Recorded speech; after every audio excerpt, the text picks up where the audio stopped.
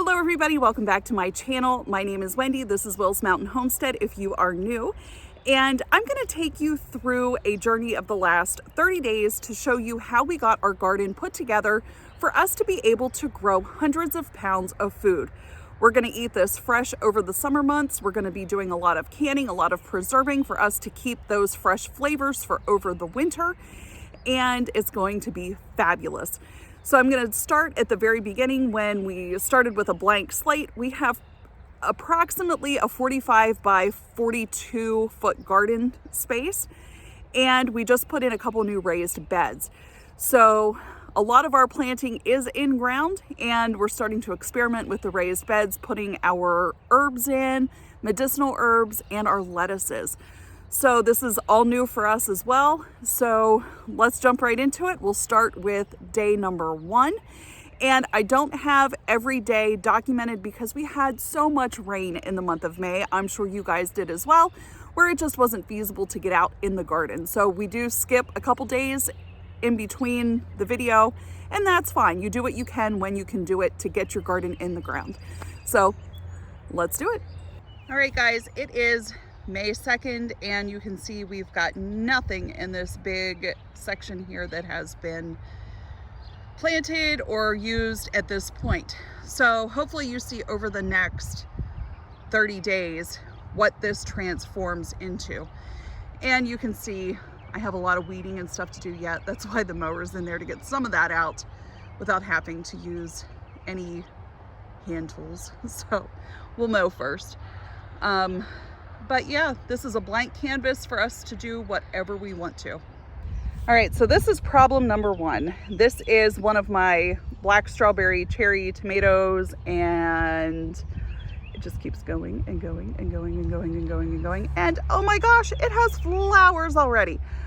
This sucker needs to go into the ground. So what we're gonna do is prune off the bottom leaves, and we're gonna bury this sucker as deep as we can. That way it will develop a really good root system to handle the bounty of all of these little cherry tomatoes that are going to be produced from this plant. I like to dig a really big hole, and you can see this guy has been a little bit root bound here, so it's time for him to go in. We're going to dig a super deep hole.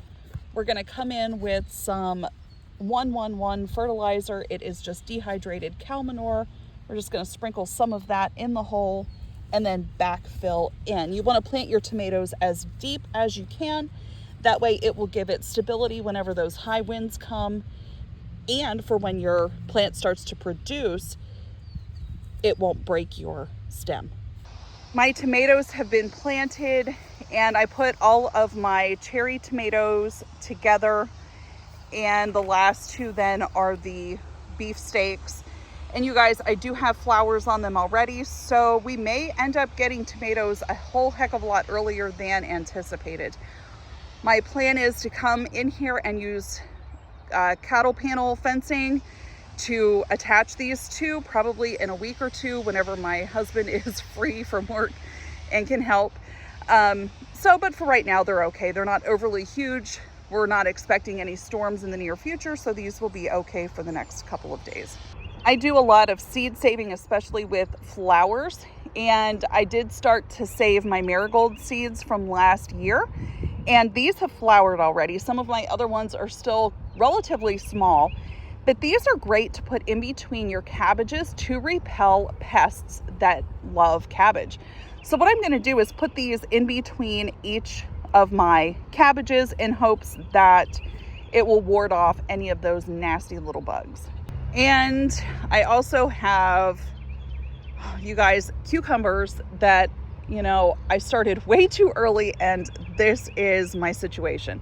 I don't want to repot these because they should go in the ground in just a couple weeks, and I don't want to waste all that potting soil. And my nighttime temperatures should be above 50 degrees. The only hesitation I have is I'm not sure if the ground soil is going to be warm enough yet for these specific plants. So my theory is, my thought process is, if I plant these in my raised beds, that soil should be relatively warmer than in my actual garden space. Our potatoes have started to come through the ground and surface. So once these get a little bit taller, we will start hilling these up. What I want to try and do is take these bigger, larger leaves off of here. And if we harvest from the outside of the plant, the middle continues to, oh, there's my finger. The middle continues to grow. If I get in here and cut off these pieces that are looking like they're gonna bolt, that will keep the plant from going to seed, for at least a little bit. I harvested a bowl of the spinach, and the great thing about this is we haven't used any pesticides or commercial fertilizers or anything like that. And it really makes it nice. All I have to do is just rinse it off. And I know that my family is getting a good quality product. All right, you guys, it is May 12th. Yes, no, 13th. It's May 13th. It's the day after Mother's Day. It has rained pretty much nonstop for the last 2 weeks, since the last time I brought you out here to see what was going on. And it's been really hard to get anything in the ground because it's just raining all the time and there's really no point. But with all of that rain, let me show you how the garden is and what we're doing today. This is my medicinal herb bed, and the yarrow is coming up really well. And I did plant a poppy just to help with pollination. The lion's tail is coming up, and then I have holy basil right here. And this does look a little bit different than your normal conventional basil. And you see this right here, we're starting to bolt, so we want to snap that off. And then we have borage over here. Now, I do have echinacea, or echinacea, however you say it, that's just starting. I think that's what that is. We'll find out. It could just be a weed. I'm not 100% sure. And then hyssop is in here too. Our lettuce bed is completely covered. And you can tell that our spinach is starting to bolt and go to seed, and that's perfectly fine. We've had some really hot days in the 80s, and that is expected. So when you see this happen, start planting lettuce seeds inside right now and get those started. And then you can transplant those when you pull these guys out. Our purple lettuce is doing great. We've got some radishes in here. Hi, sweetheart. Are you helping? Yeah. What's the matter? Come here. Oh, you good boy. Yeah. Our onions are doing really, really well. And then you'll see we have our beets that are starting to come up really well to the point we're going to have to start thinning them out. Same with carrots. And then our peas. It's okay, buddy.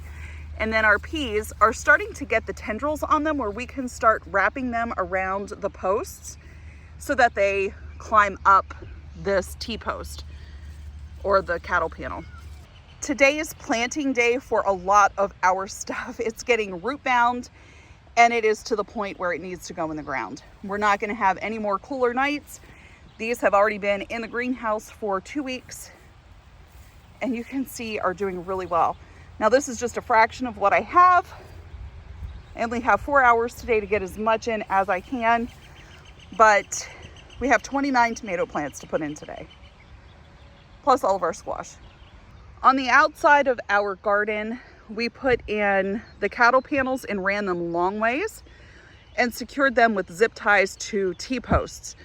We're gonna take our tomatoes down here, and as they grow, we're gonna tie them to the cattle panel, and that will be their stake for this side. I also have sunflowers planted on the opposite side. They're starting to come up. You can see there's one right there. And they're planted in between every tomato, like in between the centers of them. That way I'm trying to make a barrier for the cats that we have and potentially deer from going into the garden. So we'll see if that works for this year.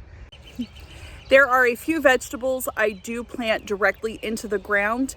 And this time of the year, corn and green beans are 2 examples of those plants that I just sow directly. And I always grow pole beans because I like to have them climb up over my trellises or my bent cattle panels. That way it makes it easier to harvest, and it saves a lot of space in your garden area. This right here is a perfect example of what a volunteer mess of plants is. The only thing I can think is it's a squash, cucumber variety of something, but I'm gonna have to say it's probably a vining squash. We do a lot of our own composting. So what I'm gonna do is I'm gonna pull out some of these ones that are around in here. I'm gonna leave this big area right here and put a tomato cage, like one of these tomato cages around it. That way it can climb up and it's not gonna vine the whole way through my garden. Now it may vine up over it, that's fine, but I do believe this is either spaghetti squash or Tahitian melon, one of the other. So either way, I guess we'll find out in a few months when they start producing fruit. But this is one way, you know, whenever you do start composting and you put your compost into your garden, sometimes you will get volunteers that come up. And, you know, like I said, we've had a lot of rain, so I may pull out some of the ones that, like this one here is all spotted. I may pull that plant out. I don't know, we'll see. All right, you guys, it is the 21st and I had to run to town to get mulch. Now we are using mushroom mulch, which you buy by the scoop. So we just load it onto the back of the trailer and it's $22.50 for a scoop of mulch. That will be enough to hill our potatoes and put around a lot of our plants. And we may have to get another scoop halfway through the year, but we'll see. All right, you guys, it is the 22nd of May and you can see behind me all of our tomatoes are up. My stakes are still in the ground over here laying down as my markers for my rows. So my goal today is to take newspaper, line in between the rows with the newspaper and add some of the grass clippings from yesterday whenever I mowed to hold the newspapers down.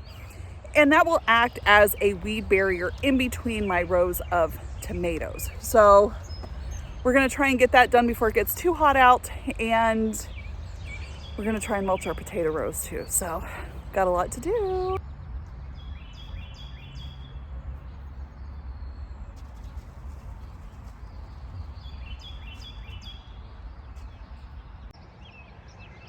As I'm doing this, I try to pick a day where the wind's not blowing terribly to lay these newspapers down, but I will come in, throw grass on top of it, and then over by my trailer, I have 2 hay bales. I'll break those open and put some of that straw on top of the newspapers as well to try and hold everything down. Now what this will do is act as not only a weed barrier, but all of this will compost into the soil and it won't even be here by fall.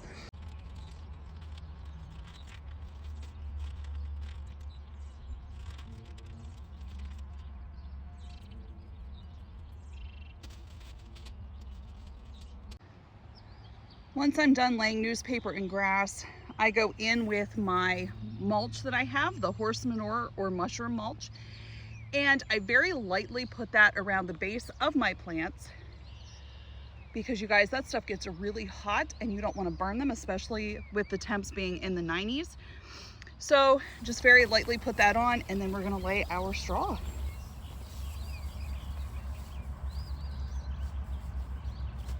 So that's what each row is going to look like the whole way down through my garden. And the only weeding I'm going to have to do then is just directly around the plant. And every time I mow the grass, I will come in with my grass clippings right here and then just lay those on top of the straw around the plants wherever it needs it. It's May 29th and I have the rest of the garden here to get newspapered and get some grass clippings and stuff on to keep the weeds out. So it's supposed to rain in about 2 hours for the rest of the day, so I have about 2 hours to get as much done as I can. So let's get to it.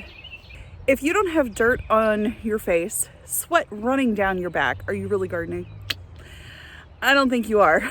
All right, you guys, it is May 30th and it's super windy out today, and we are doing our first really big harvest.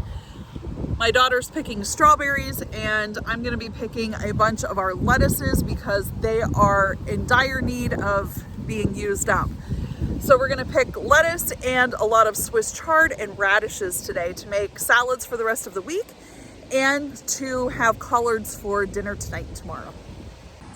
Our purple lettuces need picked, starting with the outer leaves first. We're gonna do those. Our radishes definitely need to be picked. Some of them are even flowering, which I have been late getting in here. And then our other green lettuces back there need picked. We have poppies that are in full bloom. They're beautiful. And then some of our medicinal herbs are lower in that bed as well. So let's start picking.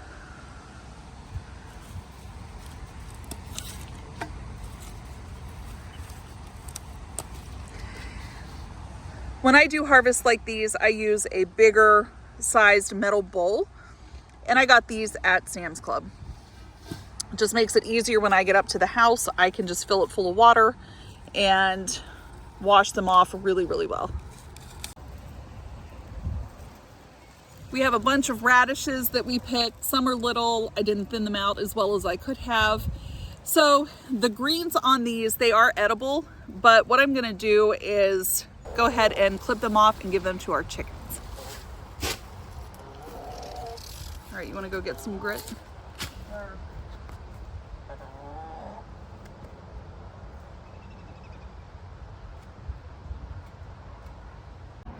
All right, berry picking. Okay, now we have smaller berries because our berry bushes are probably 3 years old. So the older your berry plants are, the smaller your berries are gonna be. But hey, that's enough for oatmeal, right? Or yay! On yogurt, right? Yeah. Yeah, good job. Yeah. All right, and that is our full bowl of lettuce greens. And this Swiss chard, you can tell we planted rainbow. You're gonna see the red, yellow, and white. To me, they all taste the same, but the leaves on these are just huge. So that'll be good for dinner tonight. Our onions are looking fantastic. And this is just one section of onions that I started really early that I could put a tarp over to keep the frost and the cold off of earlier. We have beets, we have carrots, and my peas are falling over. They need to attach. I need to work on that. Sometimes you do need to train your vining vegetables to actually climb and stick to the cattle panels or the trellis that you're using. So that's something we'll do today. Over here we have cantaloupe, and we have 4 plants, and again we are using our trellising system with our bent cattle panels. And you guys, we are just wrapping around, and look, we even have a cantaloupe on right here, which is exciting. Same there. On the other side of the panels are our cucumber plants, and they are thriving. They're doing really, really well. In our second raised bed, we have a lot of our herbs, and some of these I'm going to be picking here today, so I will go through this with you as we pick these, because a lot of them need dried. This is a poppy, and I like to incorporate flowers into my garden because it attracts the bees and the butterflies. And you guys, look at all the dill. Oh my gosh, look at all this dill. It just smells heavenly. And then we have some stevia. We have a ton of oregano, which we will harvest here today as well. And we're gonna be using this to make salad dressing out of.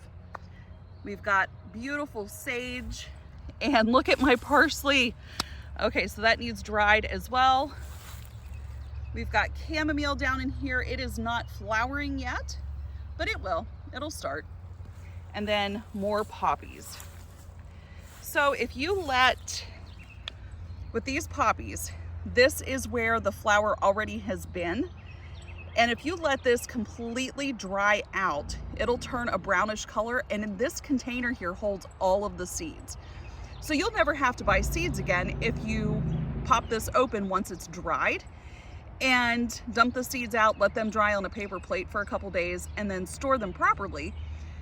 You can just replant these the next year. And that's what we did with all of these poppy plants. And these are red feathered poppies, and they're just beautiful.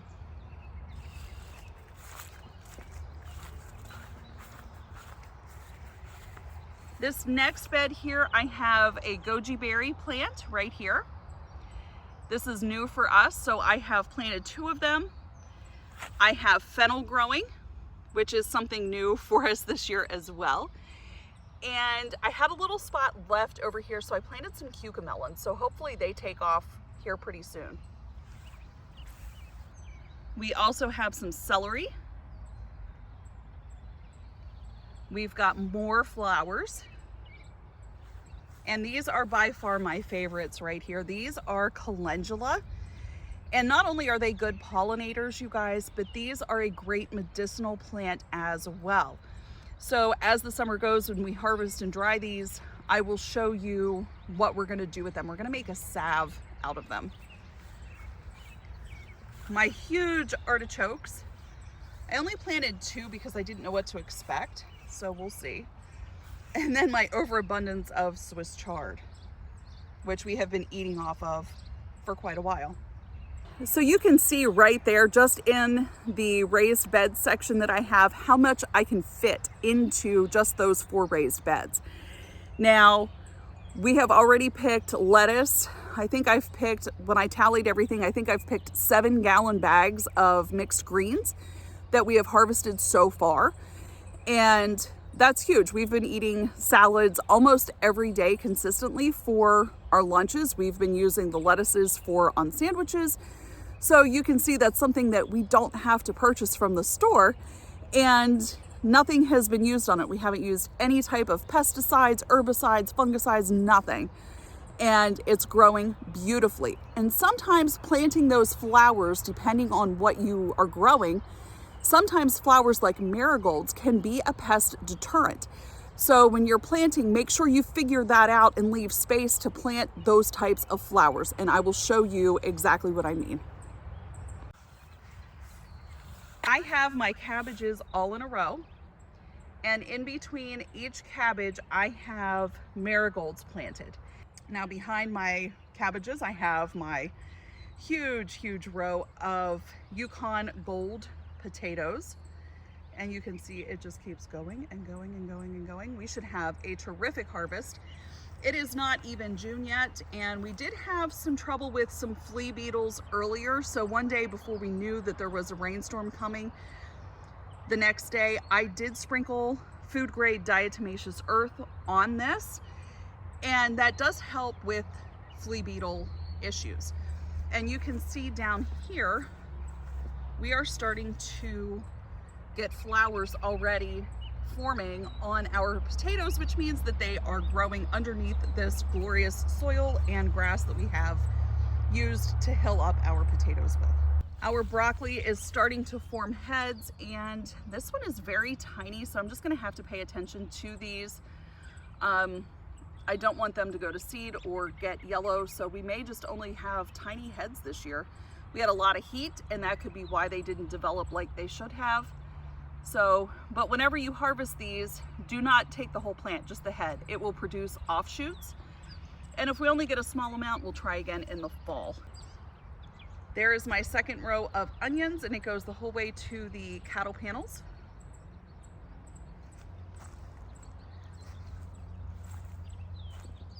I have 4 dragon kale plants,